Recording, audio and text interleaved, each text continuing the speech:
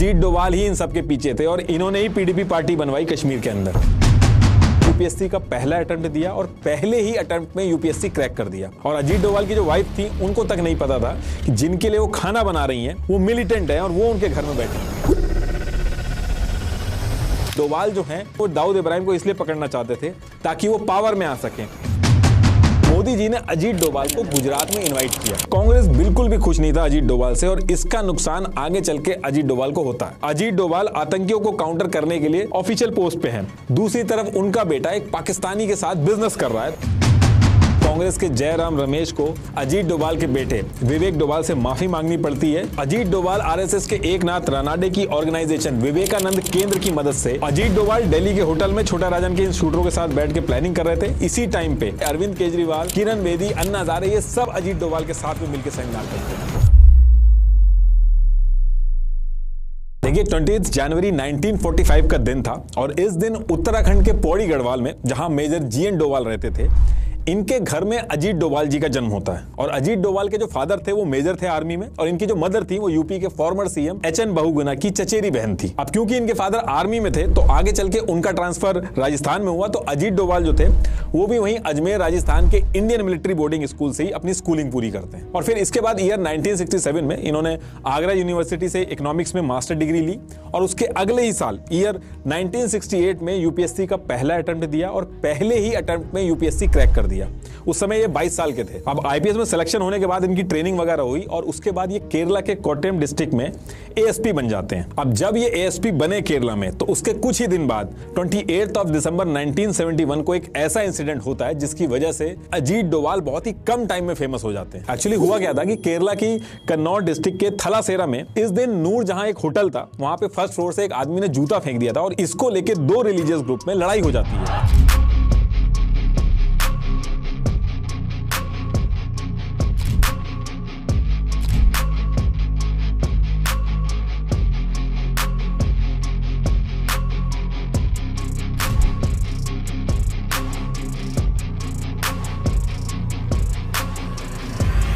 फिर इस एरिया की सिचुएशन इतनी ज्यादा खराब हो जाती है कि दंगे स्टार्ट हो जाते हैं, लूटपाट शुरू हो जाती है। दोनों ग्रुप्स ने एक दूसरे की दुकानें जलाना, सामान लूटना शुरू कर दिया था। बात इतनी बढ़ गई थी कि इस एरिया में पुलिस तक जाने से डर गई थी। अब ऐसे में उस टाइम पे कांग्रेस की गवर्नमेंट थी और कांग्रेस के जो होम मिनिस्टर थे के करुणाकरन, इन पे बहुत ज्यादा प्रेशर हो गया था। तो ये एक ऐसे ऑफिसर को ढूंढ रहे थे जो इस एरिया में जाने से ना डरे, निडर हो और कैसे भी करके इन दंगों को रोक दे। तो उस टाइम पे जो सीनियर ऑफिसर थे उन्होंने बताया कि एक नया ऑफिसर आया, वो बहुत ही शार्प माइंडेड है और निडर है, तो वो इस काम के लिए सही रहेगा। तो जो सीनियर थे उन्होंने अजीत डोभाल का नाम सजेस्ट किया। तो इस सारे सीनियर ऑफिसर्स की बात मानते हुए के करुणाकरन जो थे, इन दंगों को रोकने की जो जिम्मेदारी थी वो अजीत डोभाल को दे देते हैं। और अजीत डोभाल इंस्ट्रक्शन मिलते ही 2 जनवरी 1972 को इस एरिया में पहुंच जाते हैं और जहां पहले ऑफिसर जो थे जो जाने में डर रहे थे, अजीत डोभाल पूरे एरिया में घूमने लगते हैं। अजीत डोभाल पूरे एरिया में घूम घूम के छोटी से छोटी जो डिटेल्स थी उनको कलेक्ट करना स्टार्ट कर देते हैं। अजीत डोभाल ने डायरेक्ट फोर्सेस का यूज करने की बजाय स्ट्रेटेजिक इंटेलिजेंस गैदरिंग टेक्निक का यूज किया। इन्होंने सिर्फ उन्हीं एरियाज में हैवी पुलिस डिप्लॉय की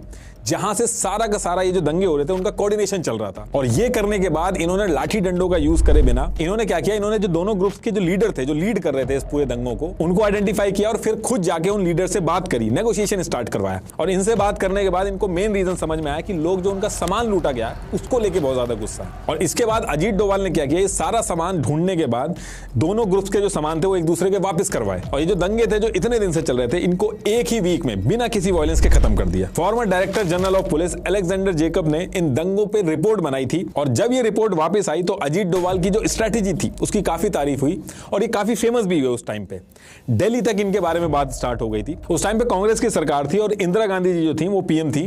तो कुछ ही महीनों में अजीत डोभाल को केरला स्टेट से निकाल के दिल्ली बुला लिया जाता है और मिड 1972 में ही इनको इंटेलिजेंस ब्यूरो यानी आईबी के डायरेक्ट ऑपरेशन विंग में ऐड कर दिया जाता है ताकि ये पूरे इंडिया के जो ऑपरेशंस हैं उनमें पार्टिसिपेट कर सके। और यहीं से अजीत डोभाल जो हैं वो जासूसी दुनिया के अंदर एंट्री मारते हैं। और सेम ईयर में अजीत डोभाल शादी भी करते हैं और आगे चल के इनके दो बेटे होते हैं, विवेक डोभाल और शौर्य डोभाल। अभी ये जो दोनों बेटे हैं इनकी भी स्टोरी भी आएगी आगे। तो अब इधर दिल्ली के अंदर अजीत डोभाल अपने आईबी के जो ऑपरेशन थे उनके लिए अपने आप को प्रिपेयर करना स्टार्ट करते हैं। वहीं दूसरी तरफ मिजोरम को लेकर इंदिरा गांधी बहुत ज्यादा परेशान हो गई थी। एक्चुअली हुआ क्या था कि उस समय मिजोरम जो था वो असम का ही पार्ट था, वो अलग स्टेट नहीं था। तो मिजोरम का जो एरिया था वहां पे सूखा पड़ने की वजह से लोग 1.5 लाख रुपए का कॉम्पनसेशन मांग रहे थे और ना मिलने पर एक लाल डेंगा नाम का आदमी था, उसने Mizo national famine front MNFF बनाया और फिर आगे चल के इसका नाम मिजो नेशनल फ्रंट MNF कर दिया।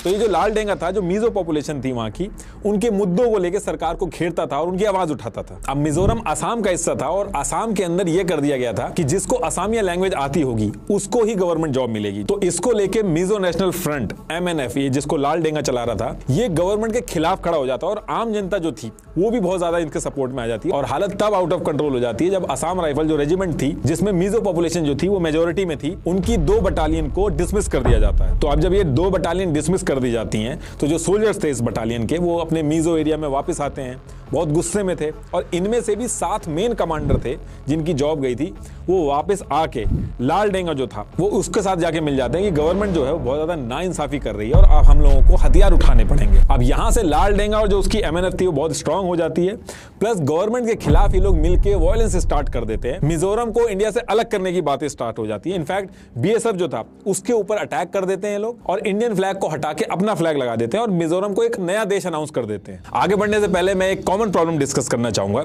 जो है miss alignment in teeth. Studies के अकॉर्डिंग 40 से 50% एडल्ट्स में टीथ मिस अलाइनमेंट देखी जाती है। अब सुनने में तो ये प्रॉब्लम बहुत छोटी लगती है, लेकिन आढ़े टेढ़े दांतों की वजह से सारे दांत जो हैं वो ठीक से क्लीन नहीं हो पाते हैं, तो प्लेग जैसी प्रॉब्लम भी हो सकती है। इनफैक्ट इससे स्पीच प्रॉब्लम भी होती है और हमारी ओरल हेल्थ भी अफेक्ट होती है। तो आप समझ सकते हो कि दांतों का अलाइनमेंट लुक्स के अलावा हमारी हेल्थ के लिए भी कितना इंपॉर्टेंट है। और अगर आपके भी दांतों का अलाइनमेंट ठीक नहीं है तो आपको टूथसी के टीथ अलाइनर से उन्हें सीधा करवाना चाहिए और इसके लिए आप टूथसी का एक फ्री डेंटल चेकअप शेड्यूल करा सकते हैं। अपने घर पे या फिर इनके एक्सपीरियंस सेंटर्स में भी करवा सकते हैं, जो मैं खुद भी करा चुका हूं। इससे आपको बहुत अच्छे से अपने टीथ और ओरल हेल्थ का पता चल जाएगा। और अगर आपकी अलाइनमेंट ठीक नहीं है तो आप टूथसी के ही टीथ अलाइनर यूज करके 6 से 10 महीनों में अपने दांतों को सीधा करा सकते हैं। ये जो अलाइनर्स हैं ये इनविजिबल हैं और काफी कंफर्टेबल भी हैं और इनको निकालना और लगाना भी बहुत ईजी है और टूथसी देता है गारंटीड रिजल्ट। टूथसी ने 3 लाख से भी ज्यादा लोगों के स्माइल्स डिजाइन किए हैं और मैंने खुद कई लोगों को बढ़िया रिजल्ट्स मिलते देखा है। तो आज ही बुक कीजिए अपना फ्री टीथ स्कैन टूथसी की वेबसाइट या फिर ऐप से,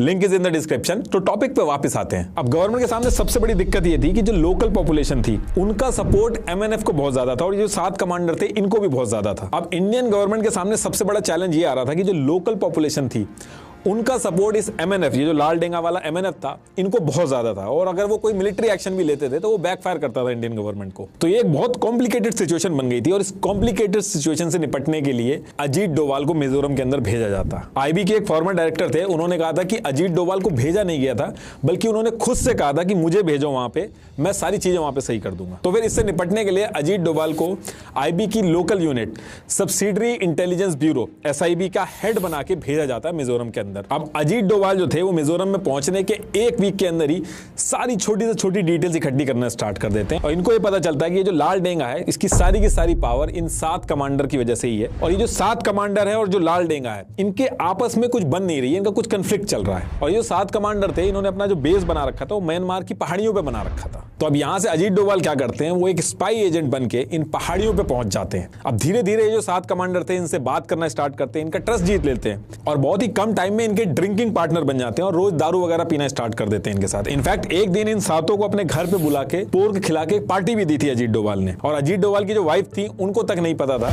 कि जिनके लिए वो खाना बना रही हैं वो मिलिटेंट है और वो उनके घर में बैठे हुए हैं। अब अजीत डोभाल जब पूरी तरीके से इन कमांडर्स का ट्रस्ट जीत लेते हैं तो इनको समझाने की कोशिश करते हैं कि तुम कैसे भी करके इंडिया के साथ आ जाओ और अगर तुम इंडिया से मिल जाओगे तो मिजोरम को एक अलग से तो स्टेट बना ही दिया जाएगा, आप लोगों को मंत्री की जो पोजीशन है वो भी दे दी जाएगी और ये जो छोटे मोटे इशू हैं आम जनता के वो भी रिजॉल्व कर दिए जाएंगे। और अगर ये सारी चीजें नहीं भी मानते हो तो इसमें आपका नुकसान है, इंडियन आर्मी एक ना एक दिन इसमें घुसेगी और ये सारी चीजें खत्म करेगी और आपके हाथ में कुछ भी नहीं लगेगा। तो इस तरीके से ईयर 1972 से लेकर 1974 तक कॉन्टिन्यूअस अजीत डोभाल इन लोगों को समझाते हैं और 7 में से 6 कमांडर जो थे उनको अपनी तरफ कर लेते हैं। और जैसे ये 7 में से 6 कमांडर इंडिया की तरफ मिल जाते हैं तो लालडेंगा बहुत ज्यादा वीक पड़ जाता है और उसको मजबूरी में इंडियन गवर्नमेंट के साथ पीस टॉक स्टार्ट करनी पड़ती है। साइकेत दत्ता एक जर्नलिस्ट थे, इन्होंने जब लालडेंगा का इंटरव्यू लिया तो लालडेंगा ने खुद ऑन रिकॉर्ड बोला कि ये जो अजीत डोभाल है ये मेरे 6 कमांडर ले गया था, इसलिए मेरे पास कोई ऑप्शन नहीं बचा था। और फिर इसके बाद मिजोरम एक अलग स्टेट बनता है और लालडेंगा इसके सीएम बनते हैं और इसका क्रेडिट भी अजीत डोभाल को जाता है। अब इधर अजीत डोभाल मिजोरम में थे और सेम टाइम पे सिक्किम जो कि एक प्रिंसली स्टेट था और वहां का जो राजा था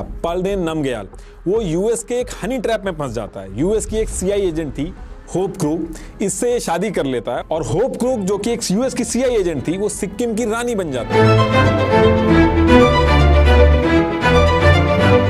और सिक्किम यूएस के इंस्ट्रक्शन पे चलने लगता है, जिससे यूएस के इंटरेस्ट पूरे होते थे। अब इससे निपटने के लिए इंदिरा गांधी आरएनएडब्ल्यू के हेड आरएन काओ से बात करती हैं और उनको सिक्किम भेजती हैं। आरएन काओ जो थे वो एक प्लान बनाते हैं जिसमें यह था कि ये लोग सिक्किम की जो लोकल पार्टियां हैं, छोटी छोटी लोकल पार्टियां हैं, उनको सपोर्ट करेंगे, उनको बड़ा बनाएंगे और उनको राजा के खिलाफ कर देंगे। और जब राजा वीक होगा और उसको आम जनता का सपोर्ट नहीं होगा तो उसको हटाया जाएगा, वरना अभी अगर कुछ करेंगे तो आम जनता भड़क जाएगी और इंडिया के अगेंस्ट में जाएगी वो चीज। अब सिक्किम की ये जो छोटी छोटी पॉलिटिकल पार्टियां थी जिनको सपोर्ट करके राजा के खिलाफ करना था और आम जनता का सपोर्ट लेना था, ये टास्क जो था वो अजीत डोभाल को दिया गया। और अजीत डोभाल ये टास्क मिलते ही एक प्लान बनाते हैं और वो क्या करते हैं कि कांग्रेस पार्टी की एक सिक्किम की local unit Sikkim national Congress थी, इसके एक लीडर थे काजी डोरजी, इससे बात करके इसको सेट कर देते हैं और सारी चीजें एज पर प्लान कर ली जाती हैं। और बहुत ही कम टाइम में जो लोकल जनता थी वो सिक्किम नेशनल कांग्रेस के जो लीडर थे काजी, इसके सपोर्ट में बहुत ही कम टाइम में आ जाती हैं। अब काजी को अपनी पॉलिटिकल पार्टी को एस्टेब्लिश करने के लिए, बड़ा बनाने के लिए, लोगों का सपोर्ट के लिए जो भी पैसा था, हर तरीके का जो सपोर्ट था वो अजीत डोभाल ने काजी को दिया और इन सब की मदद से काजी आम जनता को अपने साथ जोड़ने में कामयाब हो जाता है और राजा के ऊपर प्रेशर बना के सिक्किम में इलेक्शन करवा लेता है और इसके साथ साथ इलेक्शन जीत के सिक्किम का पीएम भी बन जाता है। पीएम इसलिए बनता है कि उस पर्टिकुलर टाइम तक सिक्किम जो था वो इंडिया से उसका मर्जर नहीं हुआ था। अब एज पर प्लान काजी सिक्किम का पीएम बनने के कुछ ही दिन बाद इंदिरा गांधी को लेटर लिखता है और मदद मांगता है कि सिक्किम के हालात बहुत खराब होते जा रहे हैं और राजा अपनी मनमानी करके लोगों के अधिकार छीन रहा है, उनका नुकसान कर रहा है। और फिर इधर से इंदिरा गांधी मिलिट्री भेजती हैं और राजा और उसके पूरे पैलेस को सीज कर दिया जाता है। और फिर जब सारी चीजें कंट्रोल में आ जाती हैं तो इसके बाद सिक्किम में रेफरेंडम कराया जाता है जिसमें इंडिया के सपोर्ट में 97% लोग वोट करते हैं और सिक्किम कॉन्स्टिट्यूशन के 36th अमेंडमेंट से 16 मई 1975 को इंडिया का एक स्टेट बन जाता है सिक्किम। और जैसा वादा किया गया था, काजी डोरजी जो थे वो सीएम बनते हैं सिक्किम के। अब ये सारी सिचुएशन यूएस के हाथ से निकल जाती है और सारी चीजें इंडिया के कंट्रोल में आ जाती हैं। तो ये जो सीआई एजेंट थी ये राजा को तलाक देके वापस यूएस चली जाती है। अब ये जो काम किए थे अजीत डोभाल ने मिजोरम और सिक्किम के अंदर बैक टू बैक, इसको लेके इनको प्रेसिडेंट पुलिस मेडल दिया जाता है जो कि जनरली 14 साल की सर्विस में दिया जाता है, लेकिन अजीत डोभाल ने ऐसा काम किया था कि इनके लिए एक एक्सेप्शन किया गया और 7 साल के अंदर ही ये अवार्ड इनको दे दिया जाता है। और इन दोनों इंसिडेंट के बाद अजीत डोभाल जो था वो एक बहुत बड़ा नाम बन गया था और बहुत ही कम टाइम में अजीत डोभाल इंडिया की नेशनल सिक्योरिटी स्ट्रेटेजी में एक की प्लेयर बन गए थे। अब मिजोरम और सिक्किम में जो हुआ था इसके बाद कुछ ऐसी सिचुएशन बनती है जिसकी वजह से अजीत डोभाल को पाकिस्तान जाना पड़ता है। एक्चुअली हुआ क्या था कि इस टाइम पे इंडिया ने न्यूक्लियर टेस्ट किया था। अब इसको देख के पाकिस्तान जो था वो फ्रांस और चाइना की मदद से न्यूक्लियर टेस्ट के लिए अपना काम स्टार्ट करता है, लेकिन फ्रांस जो था उसको थोड़े टाइम बाद पता चल जाता है कि पाकिस्तान न्यूक्लियर टेस्ट प्लान कर रहा है, तो फ्रांस पीछे हट जाता है, लेकिन चाइना पीछे नहीं हटता है। और इसी टाइम पे पाकिस्तान के जो ऑफिशियल्स थे वो back to back nuclear test के रिगार्डिंग नॉर्थ कोरिया भी जानने लगे थे। तो इसके बारे में जब इंदिरा गांधी जी को पता चलता है कि पाकिस्तान न्यूक्लियर टेस्ट की प्लानिंग कर रहा है, तो इंदिरा गांधी ने आरएनएडब्ल्यू और आईबी की टीम को बुला के टास्क दिया कि पाकिस्तान ये जो कर रहा है इसका पता लगा के कैसे भी करके इसको रोको। और फिर इसके बाद बिना टाइम खराब करे इंडियन इंटेलिजेंस एजेंसीज जो थी ये अपने सीक्रेट एजेंट्स को पाकिस्तान और चाइना भेजना स्टार्ट कर देती हैं। उस टाइम पे एजेंट्स को जब भेजा जाता था तो उनको इंडियन एम्बेसी में वैकेंसी दिखा के बुलाया जाता था। तो अजीत डोभाल जो थे उनको भी पाकिस्तान में इंडियन एम्बेसी का फर्स्ट सेक्रेटरी बना के पाकिस्तान में भेजा गया था। अजीत डोभाल पाकिस्तान के अंदर करीब 6 से 7 साल रहे थे, जिसमें से कुछ टाइम इन्होंने स्पाई बन के इंटेल भी निकाले। जैसे पाकिस्तान के कहूटा की जो लेबोरेटरी में न्यूक्लियर प्रोग्राम चल रहा था तो उस एरिया में ये बेगर बन के घूमते थे। जो हमारी आरएनएडब्ल्यू वाली वीडियो थी जिसमें हमने बार्बर शॉप से बाल उठा के इंडिया भेजने वाला इंसिडेंट बताया और पाकिस्तान की न्यूक्लियर टेस्ट लैब में जो अपना बंदा प्लांट कर दिया था जो पैसे मांग रहा था, तो इन सारे इंसिडेंट में अजीत डोभाल भी इन्वॉल्व थे आरएनएडब्ल्यू के साथ। जितने टाइम अजीत डोभाल पाकिस्तान में रहे बहुत सारे ऑपरेशन में इंडिया की हेल्प हुई और इस पूरे टाइम जब ये पाकिस्तान में रहे तो ये 2 बार पकड़े भी गए थे। एक बार ये इस्लामाबाद की फेमस औलिया की जो मजार थी थी, वहां जा रहे थे तो एक आदमी ने रोक के इनके कान की पियर्सिंग को लेके पूछा था। दूसरा, लाहौर में कवाली सुनते टाइम एक आदमी ने इनको बोला था कि तुम्हारी नकली दाढ़ी गिरने वाली है। तो ये 2 इंसिडेंट हुए थे और बाकी टाइम ये बैक टू बैक अपने इंटेल प्रोवाइड करते थे। अब इसके बाद इंडिया के अंदर भी बहुत सारी उथल पुथल चल रही थी।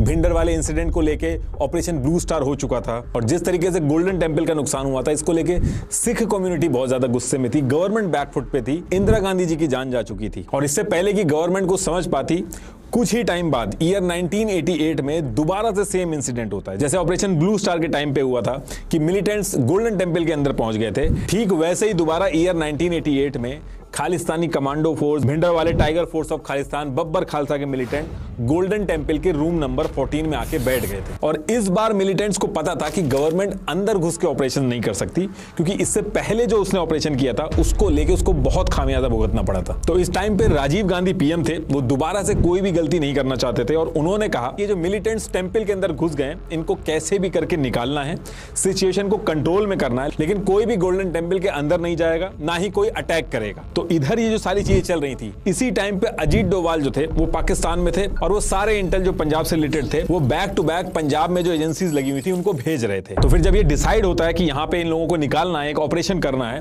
तो अजीत डोभाल को वापस बुलाया जाता है और ये जो पूरा ऑपरेशन था इसका हेड केपीएस गिल और अजीत डोभाल को बनाया जाता है और इस पूरे ऑपरेशन को ऑपरेशन ब्लैक थंडर नाम दिया जाता है। गोल्डन टेंपल के चारों तरफ जो सीआरपीएफ थी उन्होंने घेर रखा था, पोजीशन ले रखी थी, लेकिन आगे करना क्या है ये किसी को नहीं पता था। तो अब अजीत डोभाल क्या करते हैं, रिक्शे वाले का गेटअप लेके गोल्डन टेंपल के आसपास घूमने लगते हैं। बैक टू बैक जितनी भी इंफॉर्मेशन होती है गोल्डन टेंपल के पास में जाके वो सारी लेते रहते हैं। अब इसके कुछ दिन बाद अजीत डोभाल डिसाइड करते हैं कि गोल्डन टेंपल के अंदर जाए बिना ये जो ऑपरेशन है, ये जो डिफिकल्ट ऑपरेशन है, इसको पूरा करना बहुत मुश्किल होगा, क्योंकि अंदर जाए बिना, उनकी एग्जैक्ट लोकेशन पता करे बिना ये ऑपरेशन पूरा नहीं हो सकता। अब क्योंकि वो पाकिस्तान में पहले से ही रह चुके थे, उनकी उर्दू बहुत अच्छी थी, वहां का लहजा बहुत अच्छा था, तो वो अंदर जाते हैं, मिलिटेंट से जाके बात करते हैं और उनसे कहते हैं कि उनको पाकिस्तान की आईएसआई ने भेजा है उनकी मदद करने के लिए। कई सारी चीजों पे मल्टीपल बात करने के बाद वो मिलिटेंट्स को कन्विंस कर लेते हैं कि वो पाकिस्तान से ही हैं और अंदर जाने के बाद वो उल्टा मिलिटेंट्स को बताते हैं कि इस पोजीशन पे ऑफिसर्स खड़े हैं और इस बार गवर्नमेंट बुरी तरीके से डरी हुई है और इस बार ये लोग कुछ नहीं कर पाएंगे। और ये सारी डिटेल जब उनको पता चल रही थी मिलिटेंट्स को, तो वो बहुत खुश होते हैं कि इसी बहाने उनको गोल्डन टेंपल के बाहर की इंफॉर्मेशन भी मिल रही है। तो ये सारी चीजें करके अजीत डोभाल जो थे वो गोल्डन टेंपल के अंदर और बाहर आना जाना स्टार्ट कर देते हैं और मिलिटेंट्स को भी कोई दिक्कत नहीं थी। उनको लगता था कि ये जो आदमी है यानी कि अजीत डोभाल, ये बाहर की इंफॉर्मेशन इन तक पहुंचा रहे हैं जिससे उनकी मदद होगी और उनका ऑपरेशन और अच्छे से होगा। अब इसके बाद अजीत डोभाल ने जब सारी पोजीशंस और डिटेल्स अंदर की इकट्ठी कर ली, उसके बाद वो एनएसजी कमांडो को बुलाने के लिए कहते हैं और सेम डे रात में ही IL-76 प्लेन से एनएसजी कमांडो को बुला लिया जाता है और पुलिस की वर्दी में बुलाया जाता है और जो सीआरपीएफ पहले से खड़ी थी उनको रिप्लेस करके उनकी जगह एनएसजी कमांडो आ जाते हैं। अब इसके बाद अजीत डोभाल एनएसजी की जो टीम थी उनको बता दे कि अंदर मिलिटेंट किस लोकेशन पे हैं, कितने हैं, कौन उनमें से लीडर है, प्लान क्या है, सारी चीजें समझा देते हैं। और इसके साथ साथ अजीत डोभाल एक चीज और करते हैं कि अंदर गर्मी बहुत ज्यादा थी तो वो पानी, फूड, इलेक्ट्रिसिटी इसको काट देते हैं और प्लान ये बनाया जाता है कि जब मिलिटेंट्स पानी पीने के बहाने बाहर आएंगे तब उनको निशाना बना के मार दिया जाएगा। और जब ये सारी चीजें हो जाती हैं तो 15 मई को मिलिटेंट्स का टॉप कमांडर जागीर सिंह पानी पीने के लिए बाहर निकलता है और जैसे ही वो बाहर निकलता है वहीं पे स्नाइपर उसको गोली मार देते हैं। तो जिस तरीके से पीने के लिए पानी नहीं था, इलेक्ट्रिसिटी नहीं थी, गर्मी बहुत थी और बहुत ज्यादा दिन हो गए थे, इनफैक्ट उनका जो लीडर था उसको भी मार दिया गया था, तो अंदर जो मिलिटेंट्स थे उनका जो मोराल था वो टूट गया था। दूसरी तरफ अजीत डोभाल जो थे वो अंदर भी जा रहे थे और बाहर भी आ रहे थे, तो अंदर जाके उन्होंने मिलिटेंट्स को समझाया कि इस पर्टिकुलर टाइम पे सरेंडर करना सबसे बढ़िया डिसीजन रहेगा, बाकी सरेंडर करने के बाद हम आगे का भी नेक्स्ट प्लान बना सकते हैं। मल्टीपल डिस्कशन के बाद अजीत डोभाल इन सारे मिलिटेंट्स को सरेंडर करने के लिए कन्विंस कर लेते हैं और फिर 18 मई को सारे जो मिलिटेंट्स थे वो सरेंडर कर देते हैं। बिना हथियार के इतने लोगों को सरेंडर करवाना ये कोई आसान नहीं था और गलती से भी अगर थोड़ा सा भी शक हो जाता अंदर जब जा रहे थे अजीत डोभाल तो उनकी जान जाना तय था। लेकिन इतना बड़ा रिस्क लेके पूरे ऑपरेशन को अच्छे से करने के लिए अजीत डोभाल की बहुत तारीफ होती है। तो ये जो ऑपरेशन था इसको खत्म होने के बाद अजीत डोभाल जो थे वो ईयर 1992 में लंदन की एम्बेसी में भेज दिया जाता है उनको और कई सालों तक अजीत डोभाल वहीं पे ही रहकर अलग अलग ऑपरेशन में हेल्प करते हैं इंडिया की। और इधर इंडिया के अंदर ईयर 1998 में इंडिया में गवर्नमेंट चेंज हो जाती है और बीजेपी की गवर्नमेंट आ जाती है। और इसके एक साल बाद यानी कि ईयर 24 ऑफ दिसंबर 1999 में इंडियन एयरलाइन का प्लेन IC-814 नेपाल एयरपोर्ट से दिल्ली एयरपोर्ट जा रहा था। करीब 170 से 180 पैसेंजर थे और जैसे ही ये प्लेन इंडियन एयर स्पेस में पहुंचता है तो एक आतंकी ग्रुप था हरकत उल मुजाहिदीन, इसके 5 पाकिस्तानी आतंकी एयरप्लेन को हाईजैक कर लेते हैं। अब हाईजैक करने के बाद एग्जैक्टली कहां ले जाना था ये तो उस पर्टिकुलर टाइम पे क्लियर नहीं था, लेकिन ये जो प्लेन का पायलट था इसको पाकिस्तान की तरफ मोड़ने के लिए कहते हैं, लेकिन पायलट जो था वो कहता है कि इतना फ्यूल ही नहीं है। तो ये लोग थोड़ी देर तक डिस्कस करने के बाद ये डिसाइड करते हैं कि पहले इस प्लेन को अमृतसर में लैंड करा के फ्यूल भरवा लिया जाएगा, उसके बाद जाया जाता है, क्योंकि पैसेंजर तो इन्हीं के पास में थे तो ये बहुत कॉन्फिडेंट थे कि गवर्नमेंट कुछ कर नहीं पाएगी। तो एज पर प्लान ये लोग अमृतसर में ये प्लेन को उतार देते हैं, लेकिन टाइम बहुत ज्यादा लगने लगता है और इनको शक भी होता है कि इंडियन गवर्नमेंट शायद कुछ प्लान कर रही है। फिर अमृतसर से ये प्लेन उड़ा के पाकिस्तान में लैंड करवाते हैं, फिर वहां की गवर्नमेंट जब नहीं मानती है तो दुबई में लैंड करवाते हैं, फिर वहां से रिफ्यूल करवा के 25 ऑफ दिसंबर 1999 को अफगानिस्तान के कांधार में उतार देते हैं। अब इंडिया को जब इसके बारे में पता चलता है तो इंडियन एम्बेसी के एक ऑफिसर जो कि इस्लामाबाद में पोस्टेड थे, AR घनश्याम, इंडियन गवर्नमेंट इनको कांधार में भेज के वहां की गवर्नमेंट से कोऑर्डिनेट करके इस हाईजैक की डिटेल्स पता लगाने को कहती है कि प्लेन कहां पे लैंड है, इनकी डिमांड क्या है, ये सारी चीजें पता करने को कहती है। और ये जो आतंकी थे ये AR घनश्याम से बोलते हैं कि इंडियन गवर्नमेंट को बोल दो कि एक टीम बना के हमारे पास भेजें जिससे हम अपनी डिमांड जो है वो सारी चीजें डिस्कस कर सके। तो ये AR घनश्याम जब ये सारी चीजें इंडियन गवर्नमेंट को बताते हैं तो इंडियन गवर्नमेंट बिना टाइम गवाए 7 नेगोशिएटर मेंबर की एक टीम बना के कांधार भेज देती है और इस टीम में जानबूझ के अजीत डोभाल को रखा जाता है। एक तो ये रीजन था कि ईयर 1971 से लेके 1999 के बीच में 15 से ज्यादा हाईजैकिंग में जो नेगोशिएटर का काम था वो अजीत डोभाल ने किया था। दूसरा, इंडियन गवर्नमेंट को इनके ऊपर बहुत ज्यादा भरोसा था कि इस सिचुएशन को किसी न किसी तरीके से संभाल लेंगे। अब ये टीम कांधार पहुंचती है और अजीत डोभाल नेगोशिएशन करना स्टार्ट करते हैं।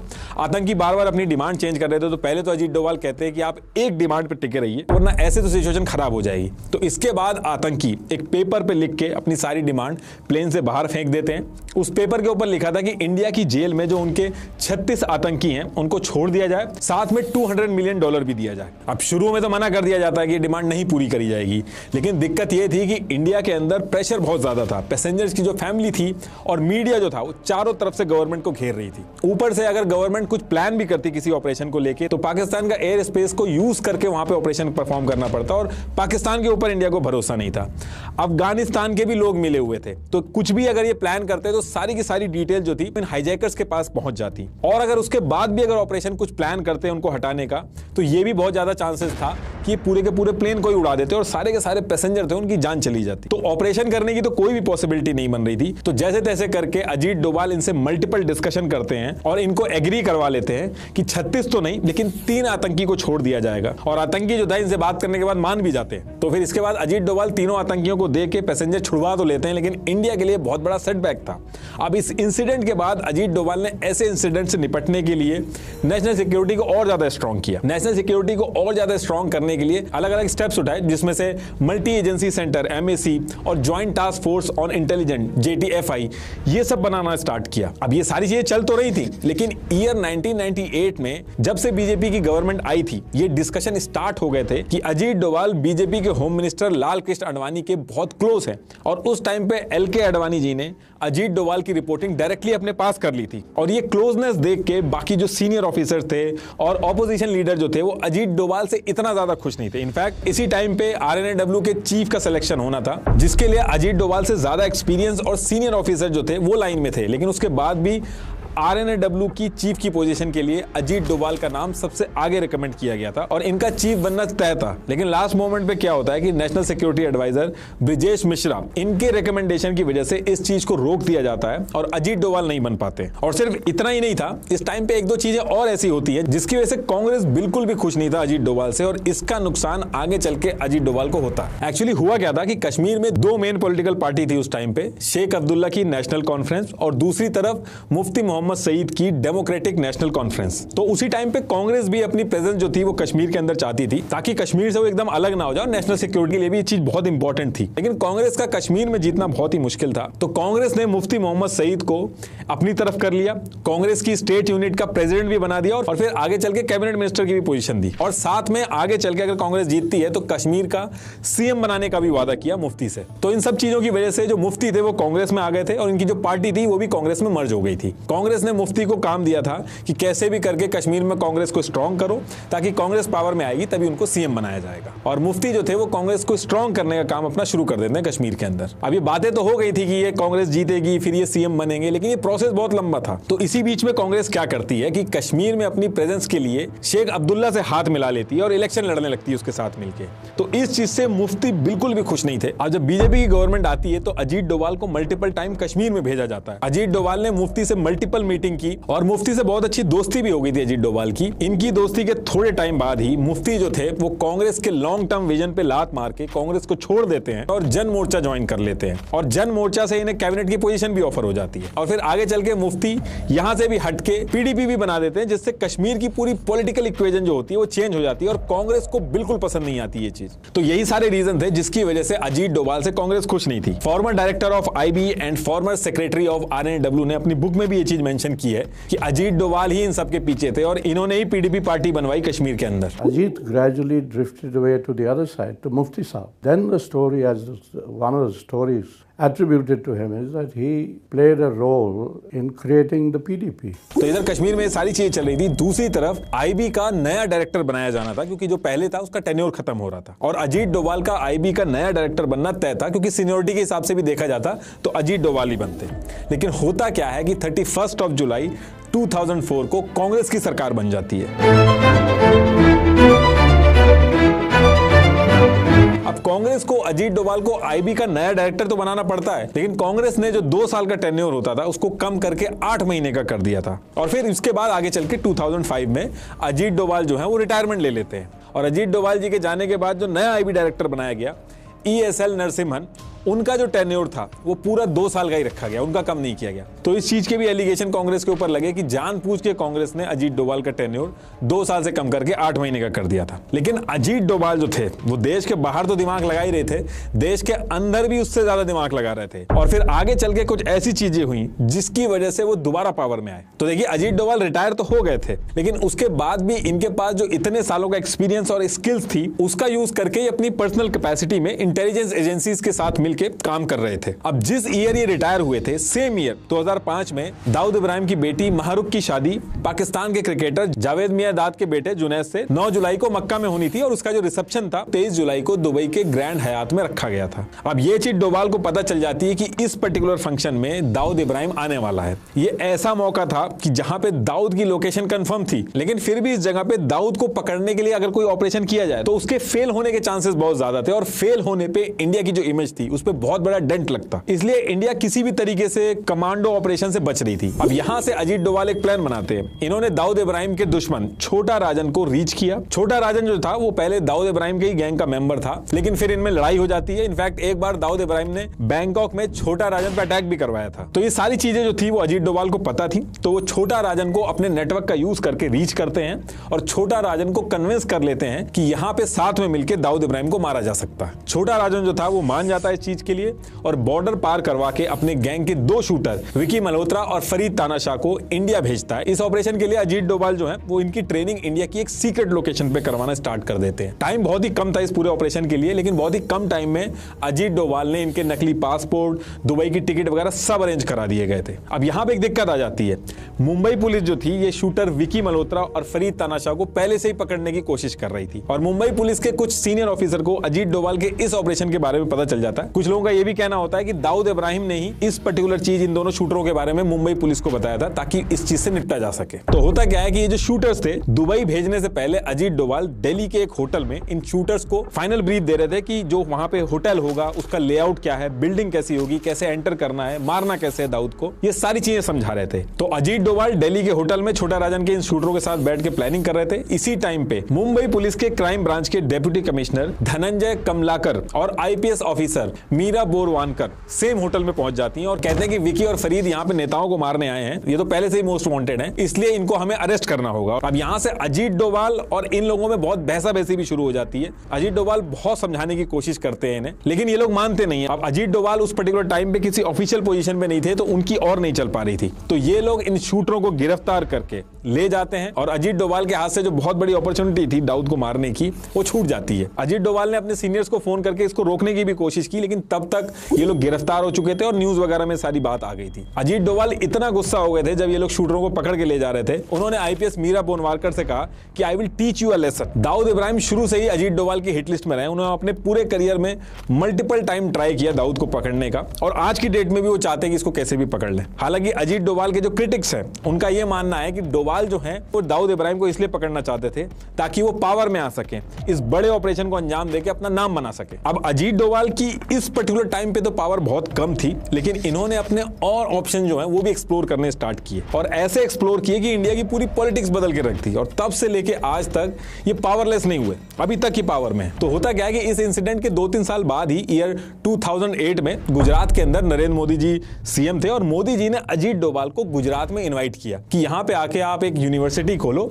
इंटरनल सिक्योरिटी पुलिस साइंस से रिलेटेड, जिसमें ये सारे कोर्सेज भी हों। अजीत डोभाल गुजरात पहुंच जाते हैं और बोर्ड ऑफ गवर्नर बना के, जिसमें से एक बोर्ड ऑफ गवर्नर ये खुद थे, तो ये सारी चीजें बना के अजीत डोभाल जो है वो रक्षा शक्ति नाम से एक यूनिवर्सिटी खोल देते हैं गुजरात के अंदर। और फिर इसके 1 साल बाद ईयर 2009 में अजीत डोभाल आरएसएस के एकनाथ रानाडे से मिलते हैं। एकनाथ जो थे वो उस टाइम पे तमिलनाडु के अंदर विवेकानंदा केंद्र नाम से एक ऑर्गेनाइजेशन है जो स्वामी विवेकानंद की टीचिंग्स को प्रमोट करती है, वो चलाते थे। तो अजीत डोभाल आरएसएस के एकनाथ रानाडे की ऑर्गेनाइजेशन विवेकानंद केंद्र की मदद से विवेकानंदा इंटरनेशनल फाउंडेशन VIF खोलते हैं। इस थिंक टैंक का ऑब्जेक्टिव था नेशनल सिक्योरिटी, डिप्लोमेसी और ग्लोबल अफेयर जैसी चीजों पे रिसर्च और एनालिसिस करके इंडिया को और स्ट्रांग और सिक्योर करा जाए। और ये जो विवेकानंदा फाउंडेशन थी ये सेमिनार वगैरह करते थे। कई सेमिनार में तो इन्होंने कांग्रेस के मुद्दों पे भी सपोर्ट दिखाया, जैसे देवयानी खोबरागाड़े इंसिडेंट था, बांग्लादेश लैंड इशू था, इस पे भी सेमिनार किए इन्होंने। अब ये जो विवेकानंदा फाउंडेशन थी इसकी एक और विंग थी इंडिया फाउंडेशन नाम से, इसमें यंग लोग ज्यादा थे, जैसे राम महादेव,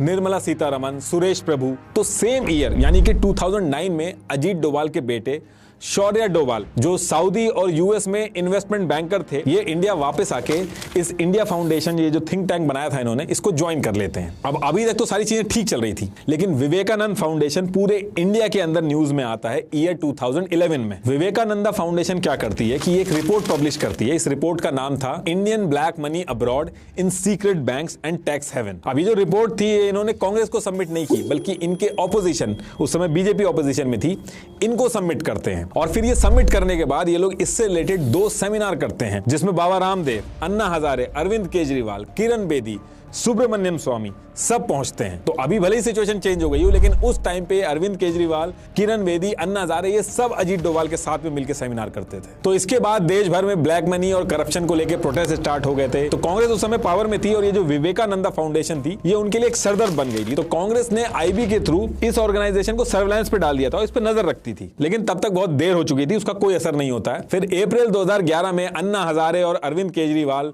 सब इसी करप्शन को लेकर अनशन पे बैठ जाते हैं और पूरे देश में प्रोटेस्ट स्टार्ट हो जाते हैं, जिसके बारे में हर किसी को ऑलरेडी पता ही है। ये इतना बड़ा मूवमेंट बन जाता है कि आगे चल के कांग्रेस की सरकार भी गिर जाती है और फिर बीजेपी पावर में आती है। और बीजेपी जब पावर में आती है तो नेशनल सिक्योरिटी की जो सबसे बड़ी पोस्ट है NSA की, वो मिलती है अजीत डोभाल को। और बाकी भी जो इस फाउंडेशन से रिलेटेड लोग थे, जैसे निर्मला सीतारमन, सुरेश प्रभु, इन सबको इंपॉर्टेंट पोजीशन मिलती है। अजीत डोभाल को NSA बनाया गया था तो उस पर बहुत हल्ला भी हुआ था, क्योंकि MK नारायण का अगर एक्सेप्शन छोड़ दें तो जितने भी NSA बने हैं वो IFS डोमेन से ही रहे हैं, लेकिन इसको साइड में करके भी अजीत डोभाल को NSA बनाया जाता है। और जैसे ही अजीत डोभाल NSA बनते हैं तुरंत जून 2014 में एक बहुत बड़ा चैलेंज भी आ जाता है इनके सामने। इराक में 46 इंडियन नर्सेस फंस गई थी। अजीत डोभाल इराक में पहुंच जाते हैं, तुरंत इन नर्स को वापस लाने की पूरी प्लानिंग डिजाइन करते हैं। इनफैक्ट म्यांमार हो, Uri surgical strike, Balakot air strike, यहां तक कि जो अभी आर्टिकल 370 तक है, हर ऑपरेशन में 2014 से लेकर अभी तक जितने भी ऑपरेशन हुए हैं अजीत डोभाल खुद प्लान करते हैं हर एक चीज। इंडिया की सिक्योरिटी से रिलेटेड कोई भी चीज हो, अजीत डोभाल की मर्जी के बिना पत्ता भी नहीं हिल सकता। अजीत डोभाल के NSA बनने से एकदम नई अप्रोच आई। जनरली कोई भी कंट्री होती है वो अपनी नेशनल सिक्योरिटी के लिए मेनली 3 स्ट्रेटेजी में से कोई एक फॉलो करती है, डिफेंसिव, डिफेंसिव ऑफेंसिव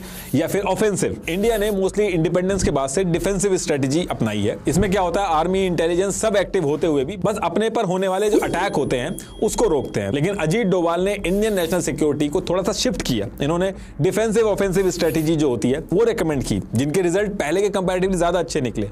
अटैक कम हुए, लेकिन ईयर 1998 से अभी तक, जब से बीजेपी की गवर्नमेंट आई है, तब से अजीत डोभाल के रिश्ते जो है वो कांग्रेस से बहुत खराब हुए और time to time Ajit Doval के ऊपर और इनकी फैमिली के ऊपर एलिगेशन भी लगते रहे। तो इंडिया के बाहर दुश्मनों से लड़ने के साथ साथ अजीत डोभाल को अपनी और अपनी फैमिली के ऊपर लगे एलिगेशन से भी लड़ना होता है। जैसे मैंने आपको बताया था कि अजीत डोभाल के जो बेटे थे शौर्य डोभाल, वापस आके इन्होंने इंडियन फाउंडेशन, इससे आके ये जुड़ गए थे। लेकिन साइड में ये अपनी इन्वेस्टमेंट कंपनी भी चलाते थे जिसका नाम टॉर्च इन्वेस्टमेंट था। इसको पहले जीज कैप भी बोलते थे। इसका हेडक्वार्टर जो है वो सिंगापुर में है। लेकिन इसको लेके भी दिक्कत खड़ी हो गई थी। ये जो इन्वेस्टमेंट कंपनी थी, इसमें एक पाकिस्तानी जिसका नाम सैयद अली अब्बास था, वो को फाउंडर था इस कंपनी का। तो कांग्रेस ने इस पे कहा कि एक तरफ देश का एनएसए अजीत डोभाल आतंकियों को काउंटर करने के लिए ऑफिशियल पोस्ट पे है, दूसरी तरफ उनका बेटा एक पाकिस्तानी के साथ बिजनेस कर रहा है, तो ये देश की सिक्योरिटी के लिए बहुत ही बड़ा खतरा है ये। और बात यहां भी नहीं खत्म होती है। ये जो इंडिया फाउंडेशन थी, ये टाइम टू टाइम सेमिनार करती थी और इसके जो स्पॉन्सर थे वो फॉरेन कंट्रीज की डिफेंस इक्विपमेंट बनाने वाली कंपनीज थी, जैसे बोइंग, इजराइल की मगल सिक्योरिटी सिस्टम लिमिटेड। तो इसको लेके भी अजीत डोभाल और इनके बेटे को घेरा गया कि ये सिक्योरिटी रिलेटेड कंपनियां इनको क्यों स्पॉन्सर करेंगी, बिना किसी फायदे के तो ये करेंगी नहीं। तो इसका लिंक भी अजीत डोभाल और इनके बेटे से जोड़ा गया कि इन कंपनीज को फेवर किया जा रहा है,